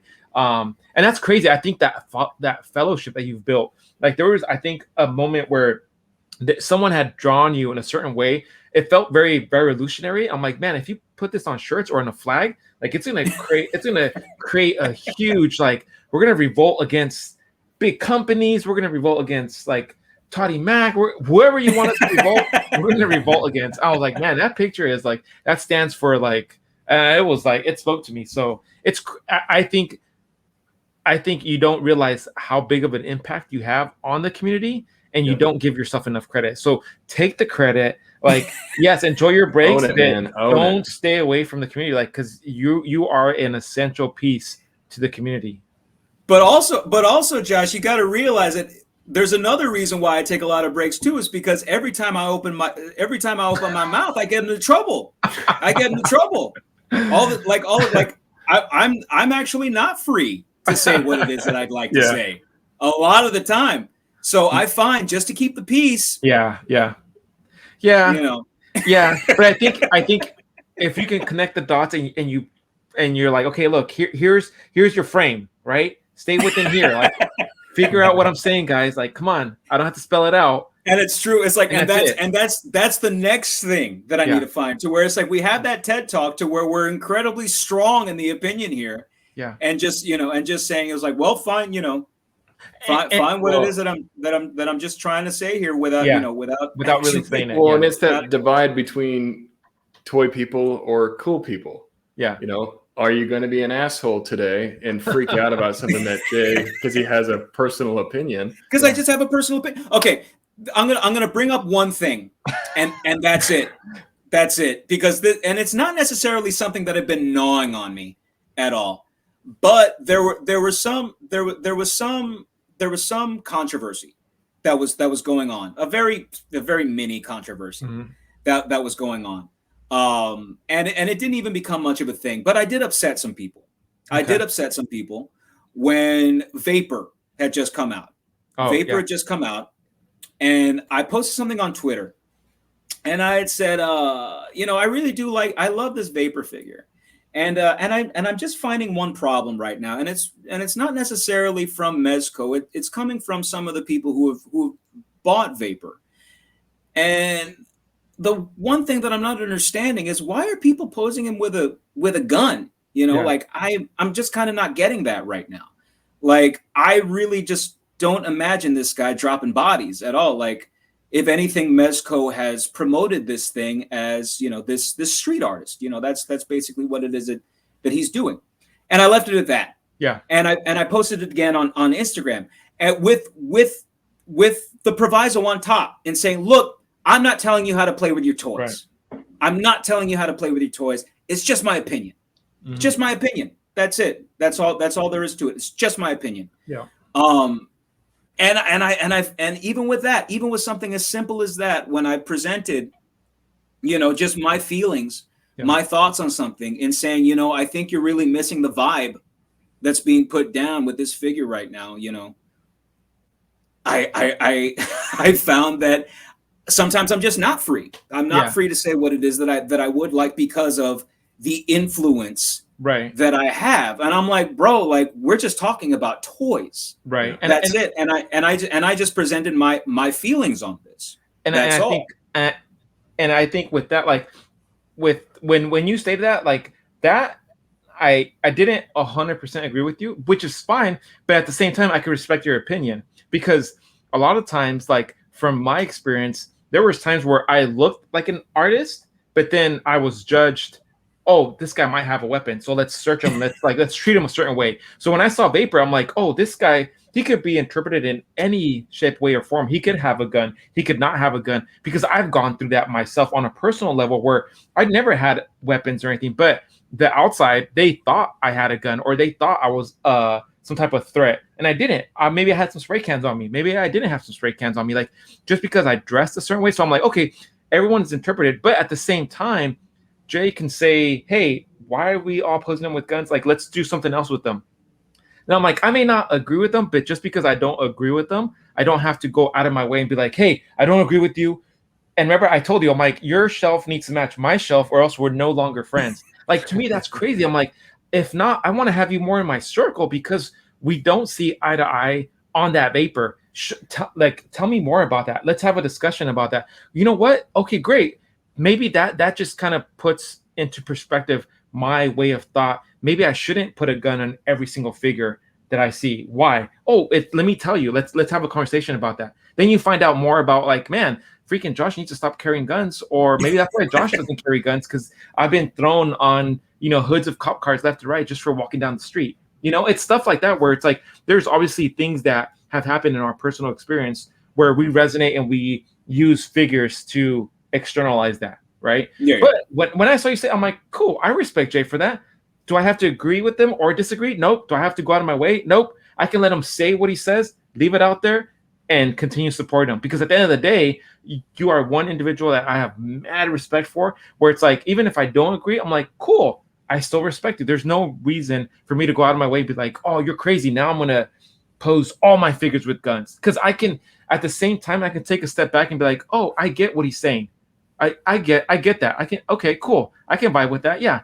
I'm still going to put a shitload of guns on him, but it doesn't necessarily mean I have to go out of my way to, like, put it in Jay's face. You know, like, to me, it was like, it's like you're sitting on a seesaw. It's like, I can go either way. I can see where you're coming from. I'm like, all right, cool. Have I put any guns on Vapor? No, I haven't. I be still in that, you know, static pose where I don't take pictures. I don't do anything with them, but I can see where you're coming from. I'm like, okay, cool. I shouldn't. And maybe we've been trained like that, where everything has to have a gun, you know, because, like, I've seen pictures where, and it was so funny because I wasn't even thinking about what you had said, but I saw a picture of these digital renders, and the figure had a gun. And I was like, wait, why does he have a gun? If he's just a civilian, why does he have a gun? He should just be normal. Like, shouldn't we just, I just want to see the picture of I don't want to see guns. And I'm like, why did I think that?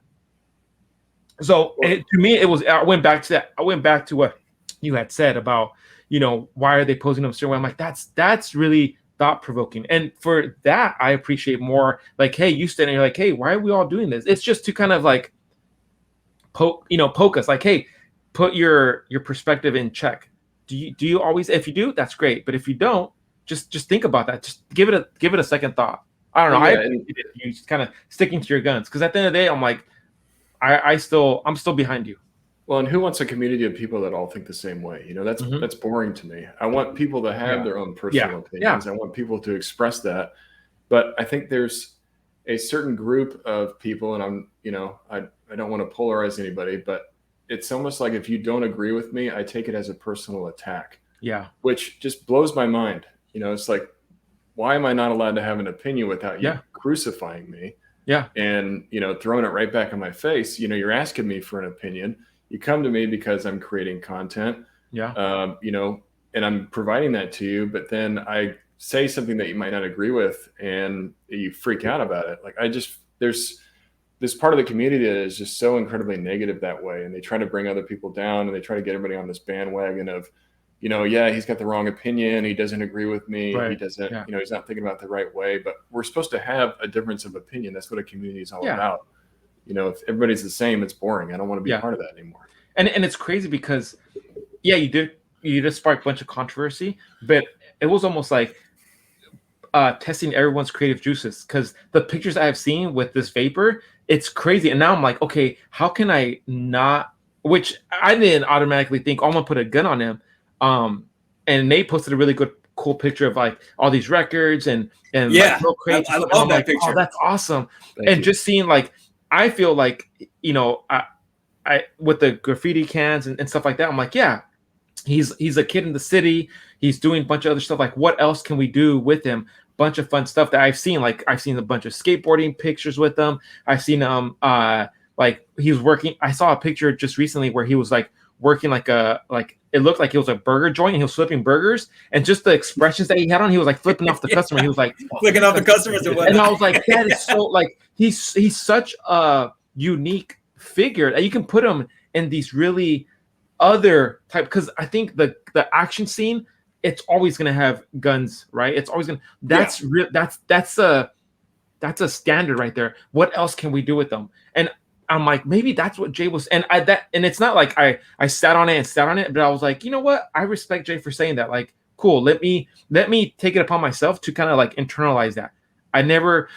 All I did was I sent Jay a message. I'm like, Jay, if our shelves do not match, we are no longer friends. Like everything has to match. And that's kind of silly. Like, I want people in my circle that see different, or call me out, be like, dude, like, that's not cool. Like, or, hey, why'd you do this? Like, that's who you want at least I want my circle to be, in, is with these type of individuals where they have these insights where it's different from mine. Because group mind think it's the worst. And you find like you were saying, as far as just what it is that we are inundated with in the community right now, or even with what it is that a company is pushing out, to where like I love Mezco. Like I'm somewhat of a convert, to Mezco, with really just like the amount. Welcome to the brotherhood. I was stupid, at first, for like not getting into Rumble Society. Like I was not, like, I was collecting like other stuff from Mez. And then I found it's like I can't keep up with everything. But then really taking that look at Rumble Society, I'm like, I'm so stupid. Like, why haven't I been collecting this from the first place? Like, we're looking at that brand that they just show a significant amount of love to, plenty of accessories, top-notch sculpt. And then of course, getting into what it is that we have been talking about with Vapor right now, you look at almost every single one of their offerings that they have put out, whether it is a variant of Gomez, right, whether it is the Kriegs, whether it is Doc Nocturnal, like a lot of these folks, of course, what it is that they're going to come with, are just weapons in some shape or form, right, to where they just really lend themselves to action, just to a lot of action. And of course you can feel free to put them in any, other situation, any other scenario. It's fine. We all have our tastes and our preferences and what it is that we want to do. Whereas Vapor was just this breath of fresh air that just came in, and it was something that was incredibly reminiscent of what it is that Mez had been putting out before they even got into 112. Just a lot of these stylistic vinyl figures, which has now been brought to life with posability, accessories, of which none, of course, anything has the capacity to be violent. This mug I can use, to whack somebody over the head or rob a bank with or something like that. But with a good majority of what it is that this guy comes with. I'm like, I've never seen a figure come with all this great stuff before. Yeah. And I want to put, and I would love to put it to work. Like I found that, and really just to get more into why are people posing this guy with guns? I'm like, bro, like really, it's like the subtext for that. It's like, bro, like there is so much untapped potential that you're not finding in this guy right now. Like there's just so much more that we can be doing with just, you know, him like blasting some folks away. Yeah. You know, putting the ski mask on, you know, and homie's about to like go out and like freaking rob the freaking local bodega or something. Yeah. You know, whereas, you know, I see what it is that a lot of other folks are doing. I'm like, now this is just something that is just like it, at least for me, in my opinion, that is just inspired right now.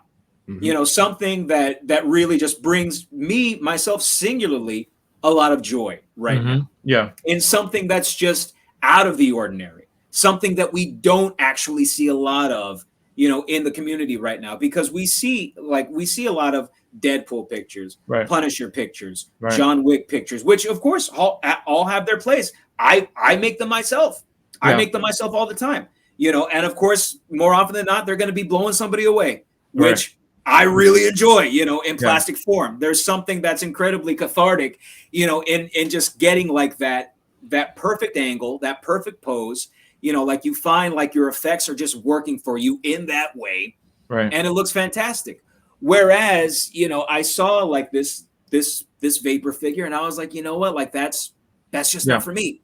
You know, I think this guy would probably be like, it's more in my wheelhouse just to have him do something else. You know, and that's it. But of course, just like making a long story short, like I said, you know, I do find myself more often than not, and I won't say censoring myself, but I will keep some thoughts just locked. These days, rather than wanting to open the floodgates and have that fight, because I like it's this point. It's to the point now, like life has just become so freaking surreal and so disappointing as well. Like when we look at what it is that, you know, pandemic has done, you know, to whether it be the movie industry, whether it be to, you know, even like not even being able to sit inside a restaurant, you know, like everything has just become so crappy. It's like, do I want my online life to be crappy right now too? Do I really want to get into this right now? You know, in expressing an opinion on something and just having this blow up, you know, and having to deal with that. I'm like, you know what? It's just not worth it. I'm just, you know, if somebody wants to know what it is that I think, we can talk via PM and I'll tell you that way. But other than that, like when it comes to like just making any type of opinion public and just getting that title of, you know, influencer, which I did not ask for, like at all. You got it. You know, but that I didn't. I'm just like, hey, I'm just a guy like you all, and I just like to make my you know, my photography and my videos, and that's it. But once you actually start to flesh yourself out, you know, literally, you know, and put more of that human side in, the more fallible you become to everybody, because this image that somebody had of you, you know, is just tarnished, you know, and saying, oh, I can't believe that you would think that way. You know, we're no longer friends, or I just can't follow you anymore. You know, or something like that. It's like, bro, because I said this one thing about, you know, about this or that or whatever. This one thing, that's it. Strike one.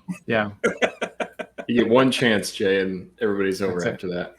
So yeah, it's just gotten to the point to where I'm like, okay, you know, I'm gonna post my pictures of my toys and keep my mouth I'm gonna keep my mouth shut, and we're all gonna get along.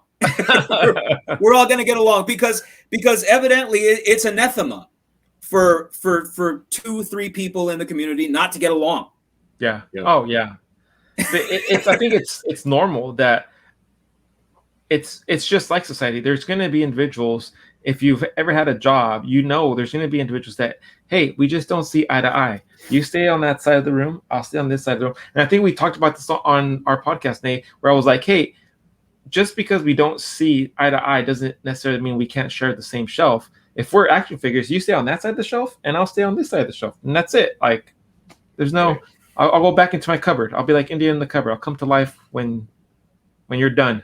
And really, it's like, and I did not mean the conversation to go in this way at all. But I mean, it is something that I think, even as far as, you know, how we are viewing just pandemic life now, to where we will find other avenues of entertainment aside from television and movies, because we do see that for as much good stuff as there is that's out there right now, we do see that the numbers are small.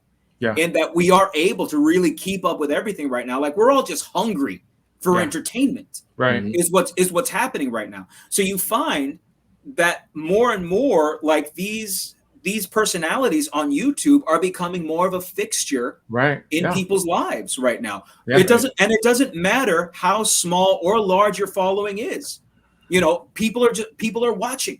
People are just watching right now. Even if you don't think that they're watching right now. And at that same time, you have those same types of folks who are watching everything that you do. Like, everything that you do, everything. I'll go back and so you find that, like, now, just like during this time, to where we're able just to scrutinize what it is that, you know, folks are doing on the reg, or doing on that day to day, or finding just like that one thing that you don't like about somebody. All of a sudden, like, it's just become this, for lack of a better phrase, this thing. Thing that's just happening. I mean, oh my, like, I'm without even getting into the entire story, like, I'm sure that you all, and I'm not even going to bring up names at all, but like, even this weekend, you know, there was a lot of controversy that was going on. There's always something new, right now, you know, and I'm remembering, you know, like, around this time last year, you know, I was pretty much, like, not necessarily in that same boat. But at the same time, like, I stirred up a hornet's nest, to where I spouted out an opinion, and it became a thing. It became a thing. And you find that, of course, that, you know, that did happen in pandemic as well, to where, you know, we find that in this time, to where we are want for some type of life, you know, whether it be from movies, whether it be from television, you know, now, you know, online, you know, content and whatnot. Once you put that personality that's there, and once they start to have that opinion, all of a sudden that liability is just there. You know, in which, you know, you as the influencer need to make that decision as to whether or not, you know, it's important enough to say this, to say that, to stand for this, to stand for that, or just to stay on the sidelines, you know, and have your feelings about something, or, you know, watching somebody else get into the thick of it. And more often than not, I'll find myself, like, in that, like, in this past year, to where I'm like, okay, like, I'll still have my opinions about something, whether it be, you know, toy people, you know, Handpicks, you know, things like that. But, like, watching other stuff hit the fan, and saying, am I going to get involved with this right now? Is this, you know, an argument or a fight that I believe in? And am I going to put my 2 cents in? Or am I just going to chill? And that's it. And I find more often than not, I'm just going to chill.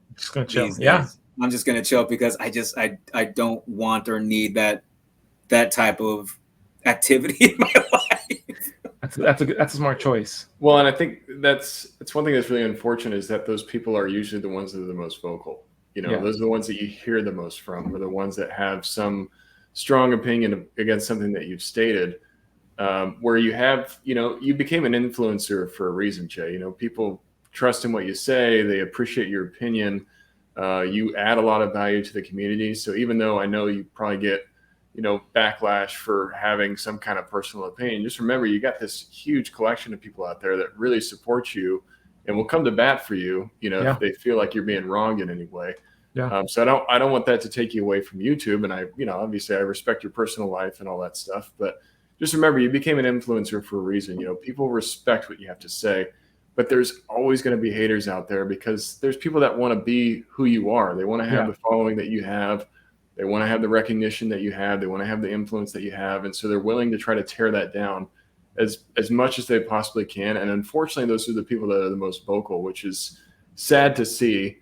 But especially during pandemic, it's like these people have nothing better to do than just to disagree and to create controversy. And you see that affecting not only you, but other influencers of the community. There's people that just want to withdraw from it because they're just tired of the negativity. They're tired of the bullshit that gets created because I just decided to share my opinion.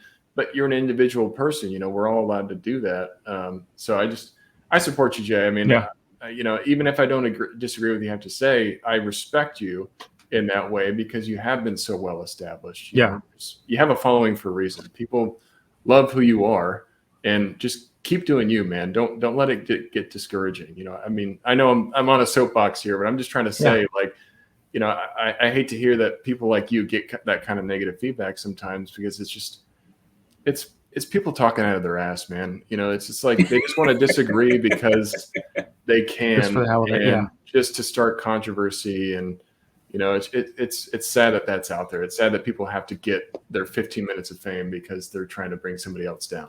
You know what I mean? But that is a good segue. Yes, I agree with everything you said, but it is a good segue for us to wrap up our interview with Jay. And we want to get his thoughts on a couple, because he is the influencer that we've given him credit to with a lot of trends, and we care about his opinion. So we've created a little game. We are going to get his inputs, and this is kind of like a word association game. So the image is going to come up. I'm going to read it out for our audio audience that's listening to the podcast.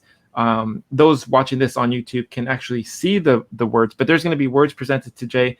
We're going to get his thoughts on it. We'll have a quick discussion on it, and then we'll move on. And it's going to be like a quick word association game that we created for Jay here. Let's get his thoughts on it. Let's see if he's ready for this. It's like, this is striking me like some type of Rorschach test or something like that, man. It kind of is. All right. So this game is called the Dirty Dozen, because Nasty Nate comes on this show. I don't know if you've ever listened to our podcast, Jay, but towards the end of our podcast, we have Nasty Nate sharing some dirty tricks and tips for photography. But right now, we have the Dirty Dozen. So there's going to be 12 categories. It's going to pop up. First thing that comes to your mind, we're just going to shout it out, and then we'll get some thoughts on what else you have to say about them. You ready? Oh, yeah. All right.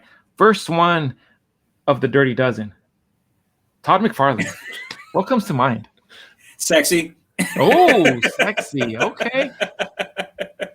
I'm going to say thigh swivel. Thigh swivel. You want thigh swivel or just thighs swivel? I want some thigh swivel. You want some thigh swivel. Yeah. There's what do you I mean, are you invested in this line? Are you not invested in this line? I see you pick up some of their stuff and sometimes you don't.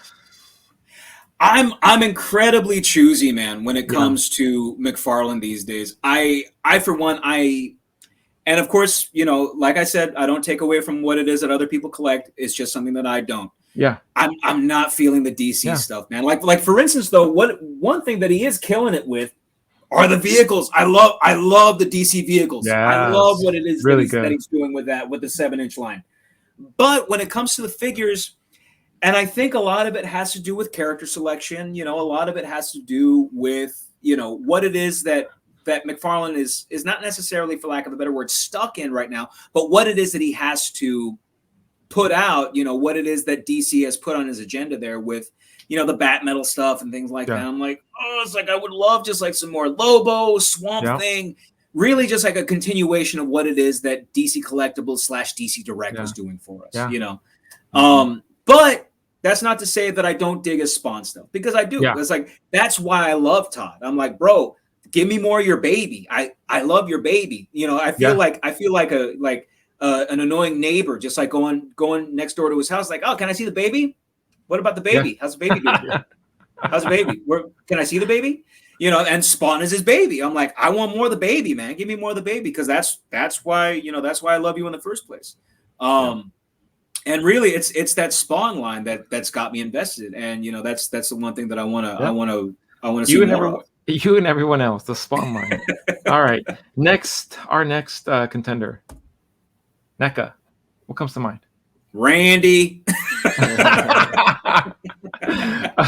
Randy. What comes to mind, Nate? Turtles. Okay. I'm a huge TMNT fan though, so that's my jam with NECA. All right. That's actually mine as well. I love what it is that they are doing with the TMNT line. Yeah, I can't. I'm hoping that Usagi Yojimbo comes out soon. That's the one that I'm really looking forward to there.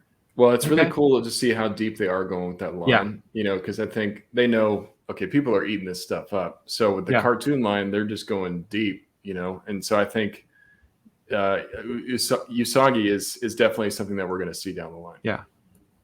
All right, he got a preview. Next one, Super 7. What comes to mind? I would probably say just Ultimates of all various shapes and sizes. Definitely looking forward to those Silverhawks. Yeah, Silverhawks.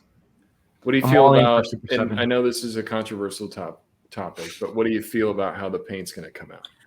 The thing is that when it comes to the paint, like I am not going to hold them to any type of standard that is, for lack of any type of word, that's not going to be sustainable. We all know that vac metal has been basically out the door for a long time, man. Yeah. Like we look at what it is that Hasbro does to where like you have like that marbleized quality when it comes to any type of metallics that they are using.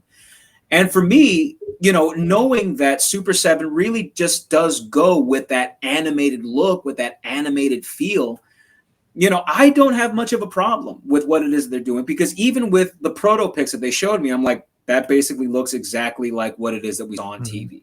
You are not going to get that type of shine. You're not going to get that type of luster on any two-dimensional cartoon that was made, in the early 80s. So I actually dig them. I actually dig them a lot. Nice. Yeah, I couldn't agree more. Mythic Legions. I always think, am I pronouncing this name correctly? That's I have the same thing that I do. Oh, that's funny. Did I say that right? Arether. Yeah. Arether. Nate chopped that up when we were talking about Mythic Legions. Oh, man. Yeah, I had an episode where I was talking about somebody else with that figure, and I just could not get the name right. And there's a lot of them that are like that. Like, oh, yeah. I'm not even going to try to pronounce one of the other names, but I never think that I'm saying it right. Yeah. It's like the Mafex thing. Like, which one's right? I don't. To the 10th degree. Right. Yeah. Yeah. Juno, the Crusher. It's like Double J. It's like, for real. Like, how do you say that? Juno? Yeah. Just Juno.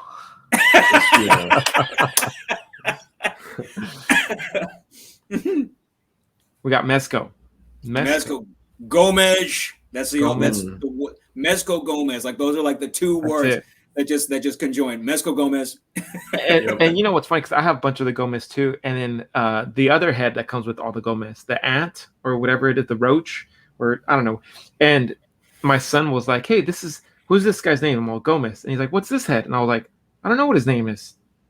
I'm like, "We're gonna call him Anthony, or we're gonna call him like Rick or something." Like, I don't know. I'm like, God. And I even asked Nate, I'm like, "Hey, what's the other head's name? Like, what does he go by? Is he Gomez too?" Like, I was baffled. My freaking 9-year-old baffled me. So I told him, "Get out of here. Quit bugging me." Next, we got Diamond Select. Big. Yeah. Big. Yep. That's like the one thing that always comes to mind with Diamond Select, just big. Like you find that what was it? I think it's Titanium Man. Yeah. I can't wait to get my hands on that. Oh, he looks freaking gorgeous. Yeah. And it's great because even with the exaggerated size, intense scale, it still scales with 12, because you go back to the comic books, this dude really was that size. Massive. Like that Hulk, that rampaging, or the Mortal Hulk, that Hulk is badass. I love that Hulk. I love that Hulk so much.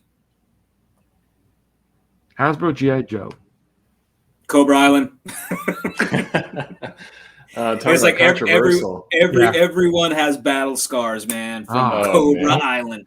It made me so happy just to get two Vipers this last week for retail price. Whereas, like this last January, like I swear I had to have paid, and I got in on them early. I got in on them early, and I think I had paid about $60 a piece. Wow. For 2 Vipers, and that was like January 1st or 2nd, like when they first came out, because I knew that as soon as New Year's passed and as soon as those things really started to leak out, that the price was just going to go up and up and up, and we saw that. Like those things went close. I think at their peak reached anywhere between 80 to 100, like 80 to like easily. $95. Yeah. Easily there, and that's on the low end. Yeah. Well, and it's funny that you say that, because that's part of the reason why, like at first, when we first started the podcast, I was such a hater on the Hasbro G.I. Joe line, because I just couldn't stand that I couldn't find them. And then if I did want to find them, I had to go pay, these premium prices on eBay. And this is like Hasbro we're talking about. They pump out Legends Wave after Legends Wave every single week. So why are we having such supply issues with these G.I. Joes? I had this like conspiracy theory, like maybe they're trying to create this artificial hype, but I'm so happy to see that now they are coming out a lot easier. I finally got my hands on a Viper at retail and some of the other bad guys, and it's got me back into the line again, because I'm like, this is how it should have been from the start. From the start, make it easy. And I think, and this has always been my notion on it, which number one is always money. It's all like I think it always comes down to money, especially when the word business is involved. When it comes to an exclusive, being at any store. But then number two, like I always thought, confidence in the line as well. Whereas G.I. Joe was just this flagship. But you look at it now to where you look at the true demographic of what these things are, whether or not they're for, 30 to 40-year-old men, or whether they're for kids, at the end of it, they're still toys, So like you think about it, are these kids going to enjoy what it is that we're putting out? Or are we only going to be able to depend on the money from these 30 to 40-year-olds who still like G.I. Joe? How many of these people are left? How many of these things do we have to produce? That's the only thing that was going on in my mind, to just have this make sense, Right. Like that's the only way that it was making sense to me. Yeah. Some guy that's willing to spend thousands of dollars in a major blood. Yeah. That's crazy. Yeah, which I think we probably saw. All right. We got Hasbro Marvel Legends. Black Costume Spider-Man. Yeah. That's the only thing that like ever comes to mind. Is like Marvel Legends, Black Costume Spider-Man. Like I dream about that thing. I know we're not talking about it now, but how excited are you for that Mayfix coming out? Oh, you have no. Oh, I'm buying at least like if I think if the limit is 3 at Ame, I'm buying 3. Nice. Awesome. I'm buying nice. 3. It looks amazing. I can't wait for it. Oh, dude, yeah, it does look terrific. Next one is Mattel Jurassic Park. It sucks because what it is that I had in mind to say was incredibly mean, but I'm going to say it anyway. Yeah. Which was for literally pass. Yeah. Like I think I had gotten like Ian Malcolm and I had gotten Blue, and I was like, do I really like, aside from like the novelty of having a Jeff Goldblum figure, like, do I actually really like Jurassic Park enough to like have action figures of it? Yeah. Yeah. And I find that it's like maybe if like I got like a bunch of like Velociraptor builders or something like that, but even so, I'm like, how often am I actually going to be using these things? And that's the only thing that comes to mind with Mattel Jurassic Park. Yeah, I'm the same way. Outside of the 3.75 inch stuff, which my wife's a huge fan of, I don't really collect the line that much, but I know, Prime, you got some of those Velociraptors and they're amazing. And, you're a huge fan of that. Yeah. Next one is Hasbro Star Wars. And I'm going to step away for just a quick second. Yeah. See, Hasbro Star Wars, the first thing that comes to mind is Mando. I think it'll just always be like at least Mando now. Like I found that what's keeping me sane in collecting a lot of the stuff that I do collect is setting down rules for myself as to what it is that I'm going to stand for and what it is that I'm just not. And I think it really does just like, as far as just the ease of my mind and my pocketbook and just collecting one sect of any type of line. For instance, with Hasbro Star Wars, I don't collect anything else from it these days except for Mandalorian, and that's it. Mm-hmm. And I find that it's really just making me that much more sane and not having to find everything else, every single freaking clone trooper that these guys are making, with trying to keep up with Bad Batch, with all sorts of stuff. Whereas if I just keep it centralized to what it is, that I am digging on right now, I find that I'm that much happier. It's so funny that you say that, because I've always kind of stayed away from the Hasbro Star Wars stuff because, for one, I just can't collect another line. I just can't do that. I've already got too much that I'm collecting. The one figure that I pick up is Mandalorian.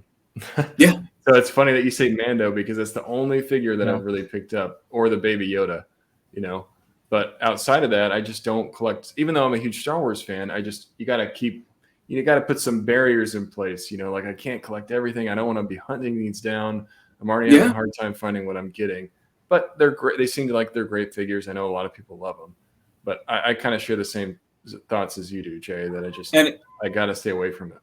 And it's the same thing. It's the same thing with Mezco now, to where I'm like, all right, Mez, like, you're going to get my money, but you're not going to get all my money, because there's so much more stuff out there, to where, like, I've made that rule for myself. All right, we're just in for Rumble Society.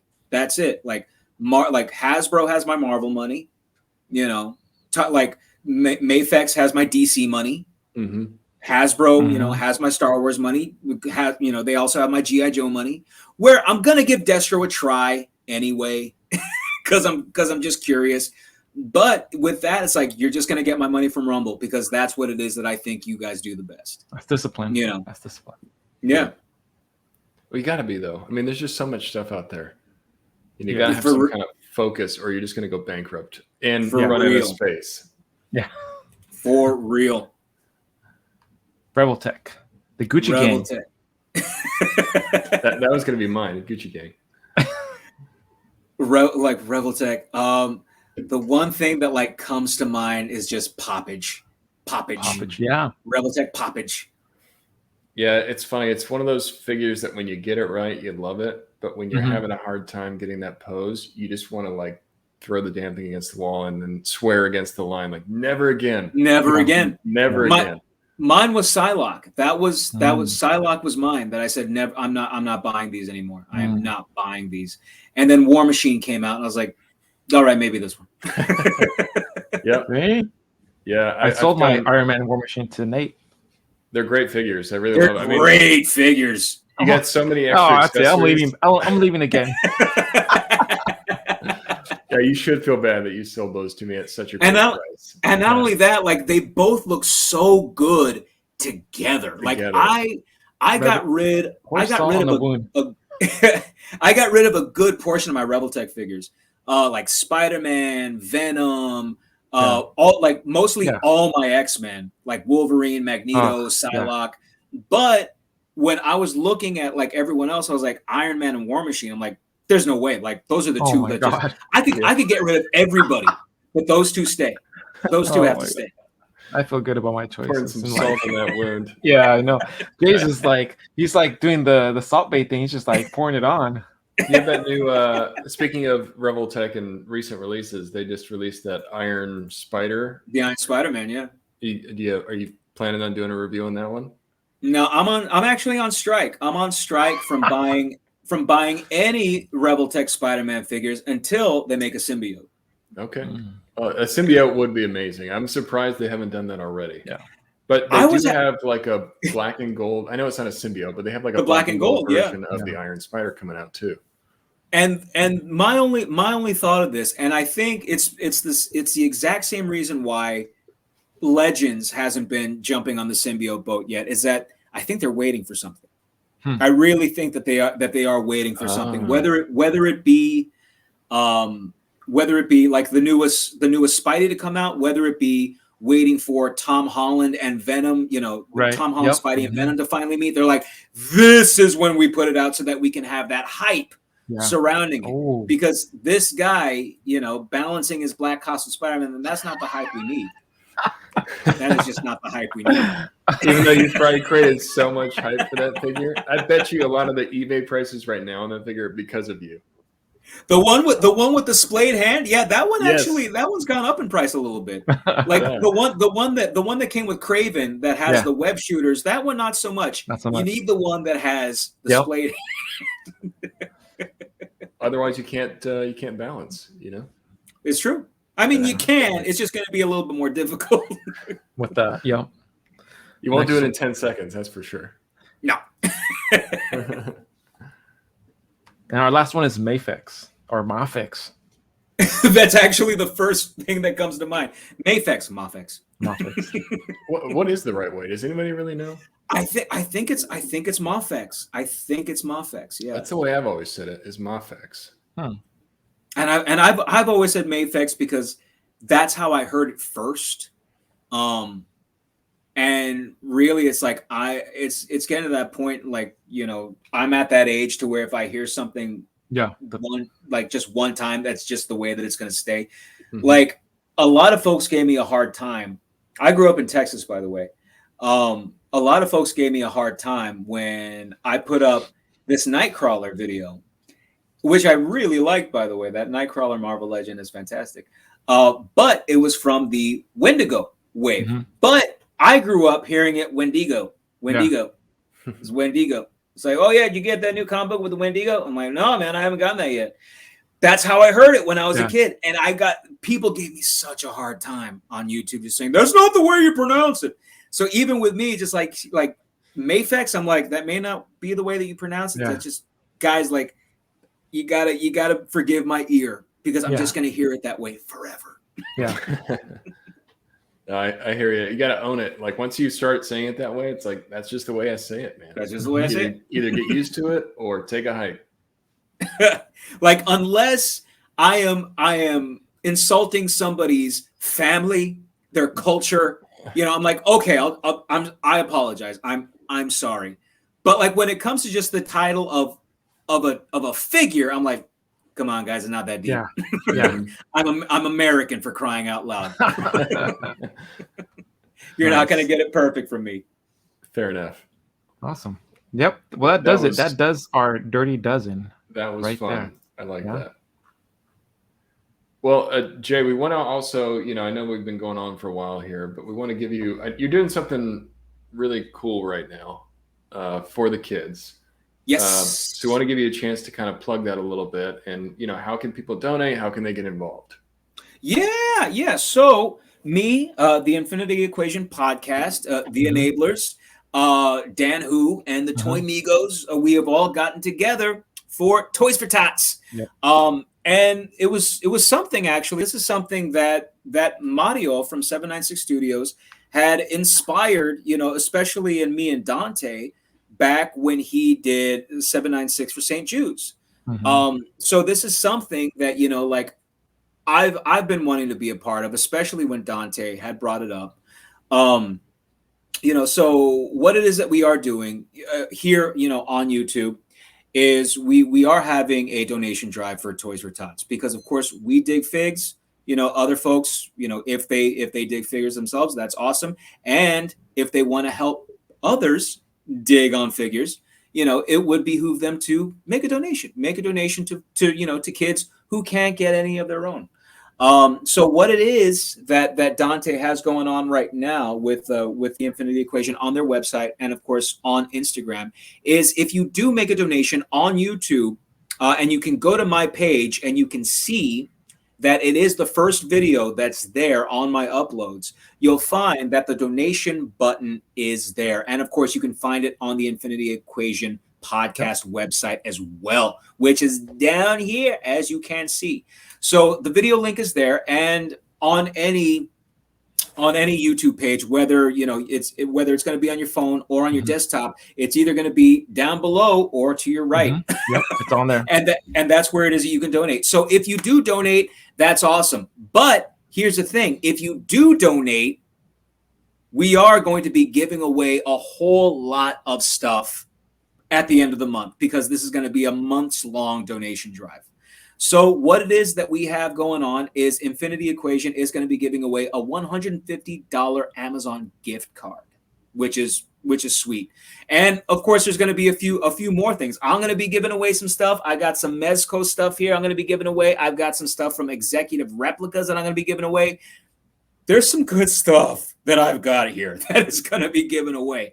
So what it is that you need to do to enter, if you so choose, to get in on this stuff, is to, when you do make your donation, just screen cap it, put it on Instagram, hashtag IE for Tots, so that you can get counted. And then at the end of the month on the Infinity Equation podcast, we're going to be having a last man standing, and you're going to be able to have a chance in winning some really, really cool stuff. And not only that, at the end of it, we can all say positively, this was all for the kids, because that's pretty much what it is. That's pretty much what it is right now. So yeah, that's pretty much what it is that we've got going on there. And I'm incredibly proud, incredibly happy of that, just to see folks in the community giving back. That's awesome. And, hats off to you, man. This isn't the first time you've been part of a fundraiser like that. You seem like it's something that's very important to you. You supported a lot. So, I think that's just so awesome to bring some awareness, especially with the platform that you have, to be an influencer like that and to use your platform in a way that's not just benefiting yourself, it's benefiting other people. So I think that's awesome, man. Please, everybody, if you're listening, go donate. Yep. Whether it's $1 or $50, anything helps. Yeah, sure. And really, it's like whether it's the person who's created the donation drive, or whether it's anyone who is even just simply giving a donation. It's all about being a part of something positive. Yeah. Because as we have talked about earlier, it is easy or not easy to stir up controversy, to have any type of differentiating opinions. Yeah. But I think if there's one thing that we can all be just in agreement on, is just trying to do something positive and trying to have just that positive, that positive, for lack of a better word, influence, in the community right now. Yeah, that's awesome. Awesome. Well, that's going to bring the end to our interview with Just J Hernandez. And I want to thank everyone whether you're listening to this on our podcast or you're watching this on YouTube. Appreciate all the feedback that we've been getting. Again, the support has been just blowing us away. The support and consistent feedback that you guys have been giving us is kind of a reason why we're here, and we're able to bring guests to you like this, like Just J Hernandez. So keep giving us that feedback, keep showing us that support, and we can keep doing what we're doing. I have been your host, Josh, aka Prime to the First. You can follow me on Instagram, Twitter, and Facebook, all under Prime to the First. I've been Nate, at figurefan_Nate on Instagram, Facebook, and TikTok. Big thanks again to Jay. Please go subscribe to him on YouTube. You can see it down here. Go subscribe to that channel. You will not be disappointed. And thank you, Jay. Thank you all. Thanks, Jay. Again, thanks for having me on, guys. This is awesome. It was a lot of fun. All right, everyone. You guys have been listening to The Figure Booth. Thank you.